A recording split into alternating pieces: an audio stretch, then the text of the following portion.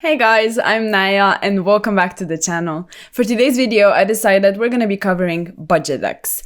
Obviously, Brave and engines like that are expensive and they're running around basically wild. And I figured why not pinpoint a couple decks and give you a couple ideas as to what you can pick up.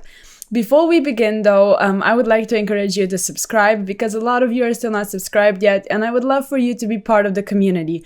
Also, let me know down in the comments what you think of this video and what you think of my ideas, which decks do you maybe own or are going to be picking up. So with that being said, let's go ahead and get started. The first deck we're going to be covering is going to be Earth Machine.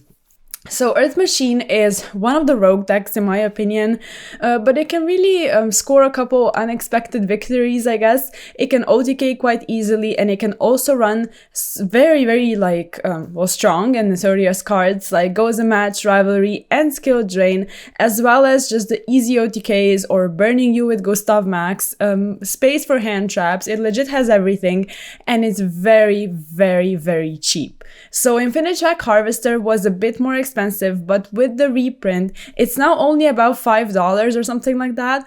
And the other most expensive card in the deck that you might want to pick up would be Zeus, which also had an ultra printing. So if you want to pick up your deck, the Earth Machine deck, you're not going to break your bank and you're going to have quite a strong deck on your hands. The next deck is going to be Salamangreat. Basically, Salamangreat is not a bad deck. And if you looked at my best decks tier list, I really did Salamangreat dirty. It's a much better deck than just a not good or a rogue deck. It's at the top of rogue, in my opinion. It can do a lot, and with Circo slowly coming back and Mirage Stalio coming back from the ban list a couple ban lists ago, it really got that boost that it needed. And looking at the entire deck, it's really cheap. Obviously, because it was printed in the structure decks, you could pick up the structure decks, get the cards, and then just get the Wolf. And Wolf is not expensive at all. But something to stress out would be that access code is an important part and an integral part of this strategy, because you OTK very easily with access code and update jammer. And access code is expensive. So I'm giving you two options. One of them is pick up access code and pick up Salamangreat because the deck is like dirt cheap, like I said. And then access code is essentially the only expensive card you need to pick up. And yeah, it's expensive, but this is plan A. Then you have plan B. You can just pick up transcode, which obviously you are going to be picking up for your deck anyway. And the ultra from the structure deck is only about $1, and there is also a rare. I mean, why would you want the rare if you can get the ultra for very cheap? But to each their own. And then you can just run transcode, because transcode together with update jammer is also OTK. So if you're going for that, it's cool. Overall, Salamangreat is a cool strategy and can also run hand traps, has space for everything. Text like Goes a Match, which is very cool in this current format that we are in. And yeah, overall, isn't really expensive. The next one would be Floowandereeze. Now, the first thing to point out would be that yes, Ryza is still quite expensive. But with the reprint slowly coming to us in about a month's time, you are going to be picking up Floowandereeze if you decide to do so for much cheaper, because Ryza is essentially the only expensive card in the deck. Everything else, even the boss monsters like Empen, are under $10. But what you need to keep in mind is that the new quick play spell is still about $14 to $15. It's a new card, it's support, and it's a really good quick play spell. So this is something you're going to have to invest in, and then get the other cards in the deck, which are all about, under $10. And then you also have D-Shifter. And D-Shifter is about $10 a copy just because it's really busted right now, and it's a staple. So if you already have them on hand, then good for you. You can just easily pick up Floowandereeze, and it's a cool strategy also to counter the meta decks that are running around rampant at this point in time. And with the Ryza reprint, you will be getting this deck for very cheap. The next one I want to quickly touch upon is Virtual World. And why I say quickly, Virtual World is one of those decks that has legit 100 different builds that you can run. So I will not particularly get deep into that.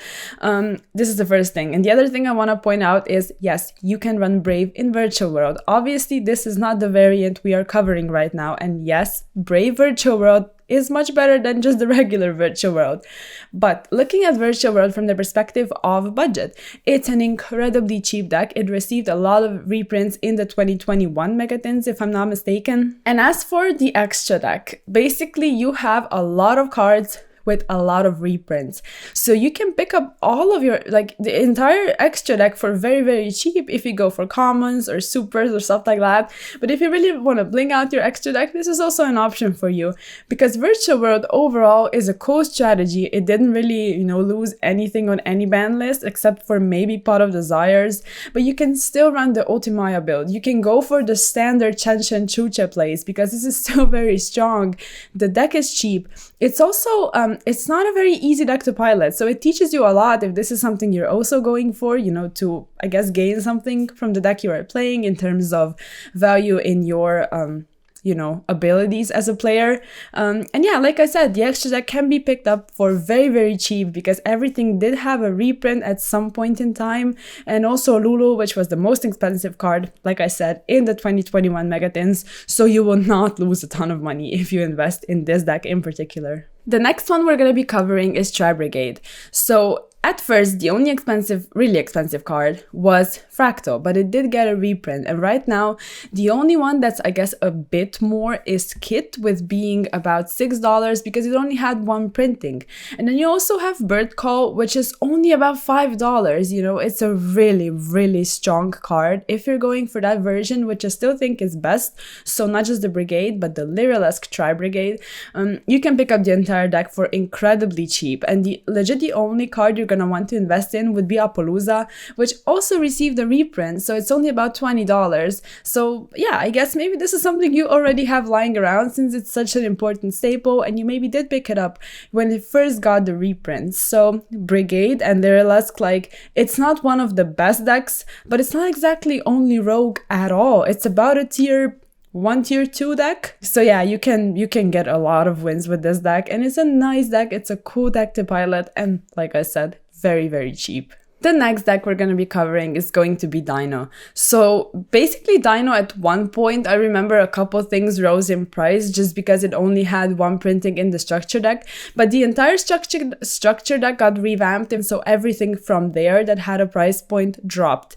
Then the next thing that was expensive was Scrap Chimera, which also got a very, very needed reprint in the maximum gold, and now it's less than $1. And then the next thing that was expensive for the Dino strategy was Animadorn Archosaur, and Archosaur also received a reprint, which is very, very cool. And at this point in time, the secrets, so the, I guess, better versions, hold a value of about $13. So if you want to bling out your Dino deck, you can also invest in that, or just get copies for about $2 each.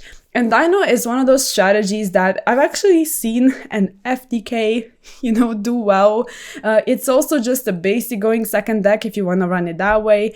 You can run it going first and do a couple combos. You can legit do anything you want, and it's quite an easy deck to learn, and then you really need to put your time in to master it, so it teaches you something. It's, just cool with surprising victories of just OTKing your opponent, and very, very, very easy to get in terms of value. Okay, the next one is going to be Eldritch, and we have a bit more cards to cover when it comes to the Eldritch strategy. And also I want to stress out, we are not talking about Cyberse Eldritch Brave. This is just a pile that's running around being as expensive as it can be, basically. So we are going to be covering the basic trap Eldritch. You can also include zombies in it if you want, because zombies are cheap as well. But looking at just the basic Eldritch, the Golden Lord is only about $5, looking at the gold copy or the sassy gold copy. So you can get whichever you want for very, very cheap. And then Outland, which just rose in price like crazy in the last year or something, is only about $3 after the reprint, which was very much needed.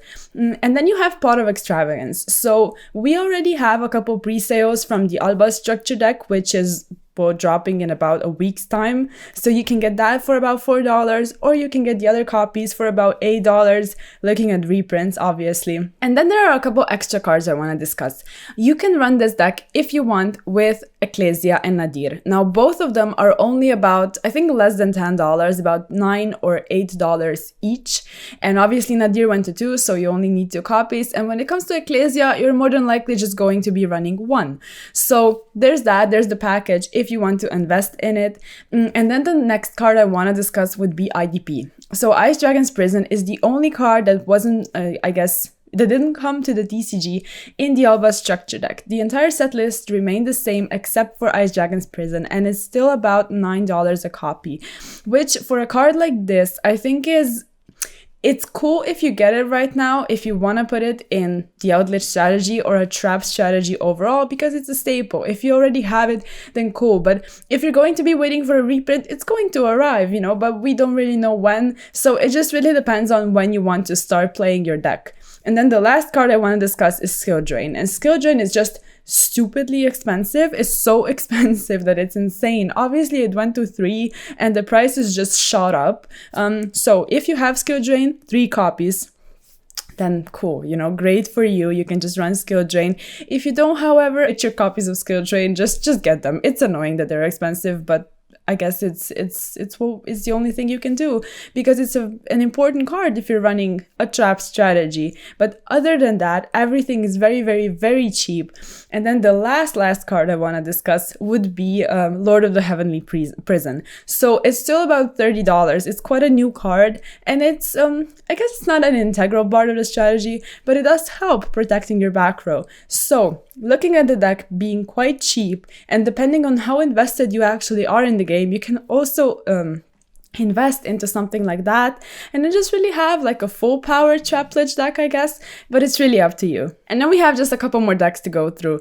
So Adamantia was always quite cheap. Like the main deck monsters weren't that expensive, and for the extra deck you could really play whatever you wanted and just play the cards that would usually be quite standard in the other decks, so they are considered staples if you have them. And then as for Researcher, it was expensive, but it got reprinted, so this is dope.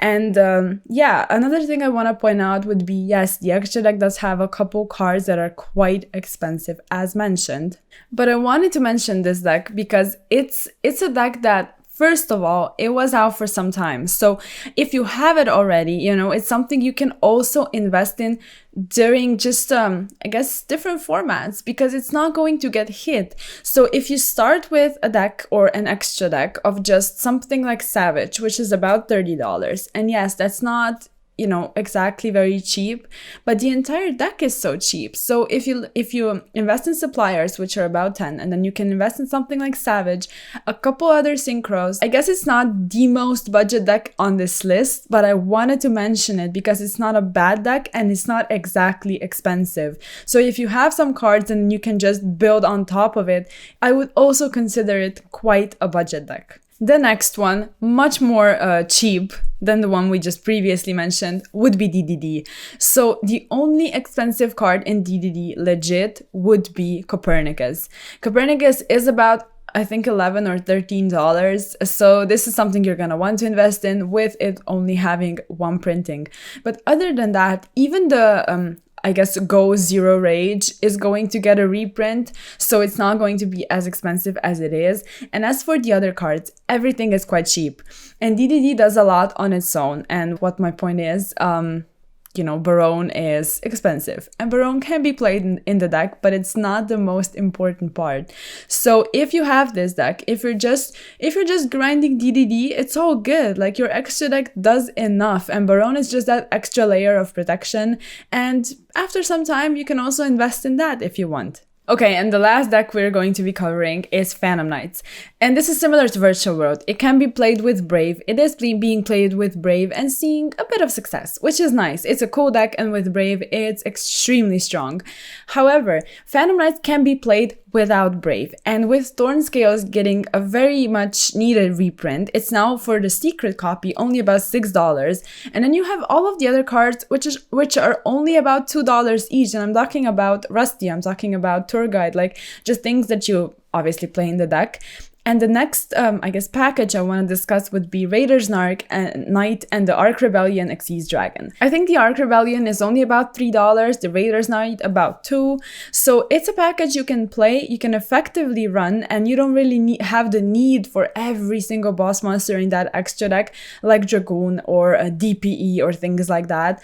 And then a couple things you can invest in would obviously be these two, together with Anaconda, if it's something you're going for, or Utopic Draco Future, Witcher. Witcher is about $30, so it's half the price of the fusions. It's also doing, you know, quite a good job in that extra deck. It's very free, and yeah, you can just go for the Arc Rebellion combo if you want. Overall, the deck is very, very, very cheap and quite strong, and it's one of those decks that if you learn it, you will have a really, really good time playing it, in my opinion. It's very strong and it really rewards the pilot, and yeah, you don't need every single expensive card in the extra deck. So that would be it. These are 10 most budget decks that are also, you know, quite good. Rogue can compete with the meta. So yeah, you can make your choices accordingly. You can do whatever you want. But these are just a couple ideas for you that, yeah, I guess hopefully help you. If you like this video, if you learned something new, if you're going to be picking any of these decks, or maybe have them and have any tips, make sure to let me know down in the comments. Also give the video a like, give me a sub, check out all of the social media, and I'll see you in the next one. Peace!